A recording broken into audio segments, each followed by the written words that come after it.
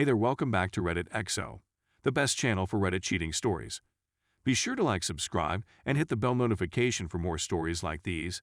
Now, let's get into the video. 31 male I caught my 28 female fiancé having. In our home with a married 36 male doctor at the hospital I work at. They don't know about it, and I don't know what to do. I feel like a ticking time bomb that is about to murder two people right now. I'm at a loss on what to do. I'm completely perplexed. I'm not sure how any of this occurred. They don't know yet, and I'm not sure how to proceed.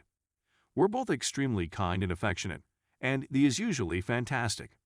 We both have solid careers, and money isn't a problem. We spend a lot of time together. There haven't been any major conflicts in a long time. I thought any major issues we had been resolved a long time ago. Until today, there had been no difficulties. Today got off to a great start. We hugged before getting out of bed, and I prepared us breakfast before starting my regular 12-hour shift. I'm a nurse at 7 a.m. today.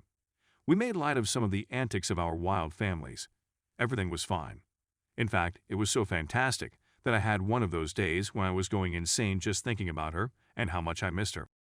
It was a sign that my supervisor let me go early because of how hard I'd been working recently, 60-plus hour weeks for the last 3 weeks, plus school. As I was heading home today, I was overjoyed to see her. She had the day off. Until I arrived at the home. I'm acquainted with one of the physicians at the hospital, and I instantly recognized his automobile.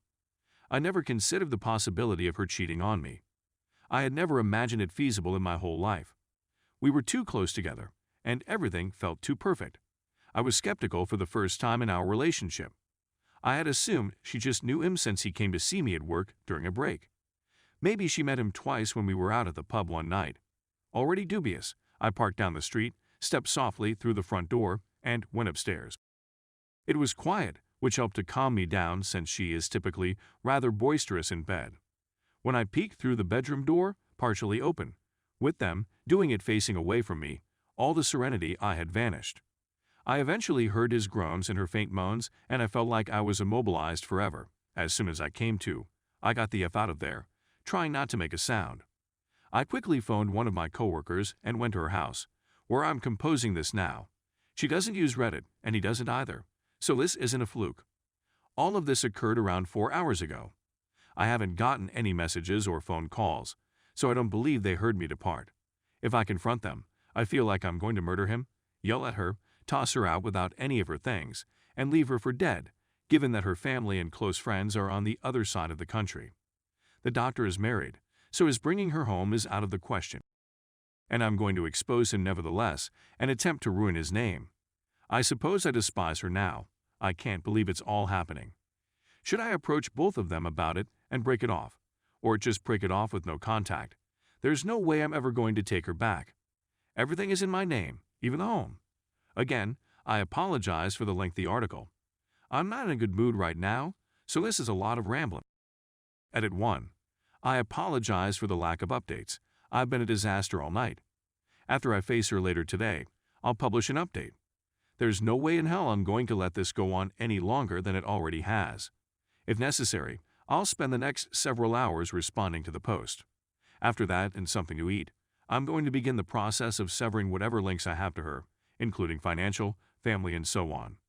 Edit 2. I'm going to start everything. I'll provide an update after I've addressed her. I can't keep sitting here waiting much longer. Update. Sorry for the length of this article compared to my last one. It's also a bit later than I had hoped to provide an update. I'm not going to write about anything from my prior post. It's all about the connection. To keep things brief, I'll attempt to provide just important facts. Nobody wants to listen to a bunch of idiots babble. I'll be honest, I don't recall half of what happened that day. At the very least, words. I can't recall the last time I accomplished anything, and I scarcely remember the individuals I chatted with, and I'm thankful I don't. This has been the most difficult day of my life. I'm simply here to complain about everything. I went to the bank after I left the initial post, took everything from our joint account, and had it closed. Instead of the National Bank, we opened a fresh account with the credit union. I'll consult with a lawyer about this tomorrow. After finishing this, I took a break to weep and hit my driving wheel and dash. It felt great. I went to go to work on my day off and complained to HR about the jerk who banged my girlfriend. I inquired whether he was there, and he was, so I avoided him. I'll come back to him later. She'd apparently came in the night before to check on me, distraught and weeping, certain that I died or something. It took everything in my power not to say anything about what had occurred to everyone. I wanted to expose him. I have a feeling I should have. But I'm going to save him. I'll go fetch him later. The boss who let me off early had no idea what was going on. He won't confess it if he did. I attempted to question him without disclosing what had happened. Either he's incredibly excellent at pretending dumb or he thinks I'm an idiot right now. I left work and went to the doctor's place. I didn't thought school had finished yet. She was not at home. After 5 minutes, I became worried. Beautiful area with neighbors who most likely chat a lot. I'm sure I'm already on a watch list. I walked away. So I went home from there. I still had a few hours until my fiancée arrived home, so I decided to check my phone. Since yesterday night, she has sent over 50 SMS and missed 12 phone calls. Basically, she went insane sometime after I disappeared. I begged my buddy whose place I stayed at to play stupid if someone called her since I felt like I could trust her, and I think I was correct. I read and listen to every message, text, and word. I couldn't help but wonder you're a liar.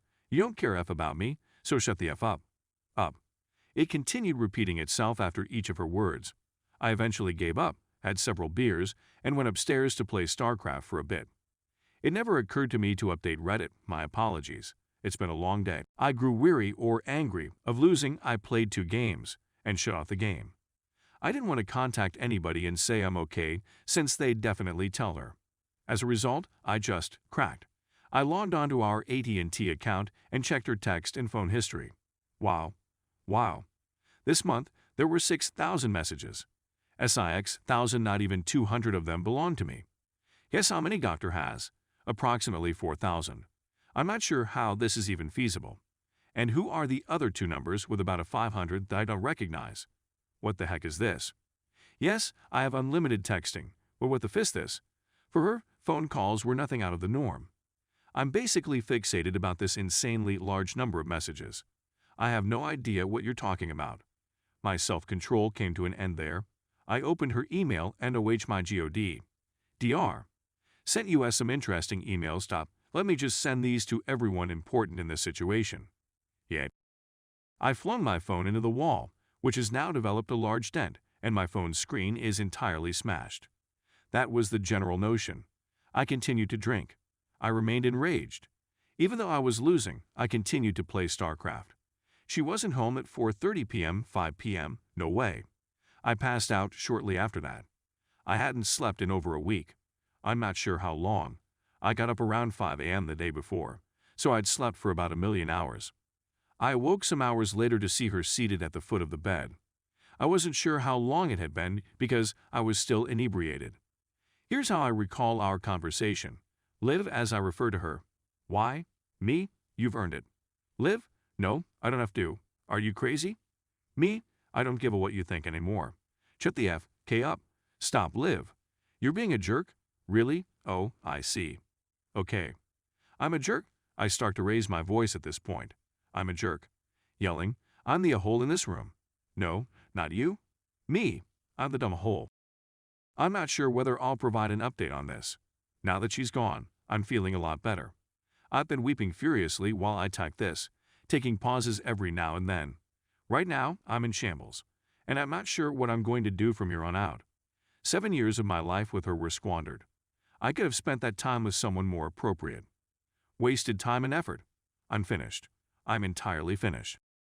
How does that make you feel? Are you sure you're serious right now? Now, I'm rather large. I'm 6'1" and 215 pounds. I used to be a little larger, but I stopped coming to the gym because I was so busy working. She's around 5'4" and weighs about 110 pounds. I'm not sure. She's much smaller than I am.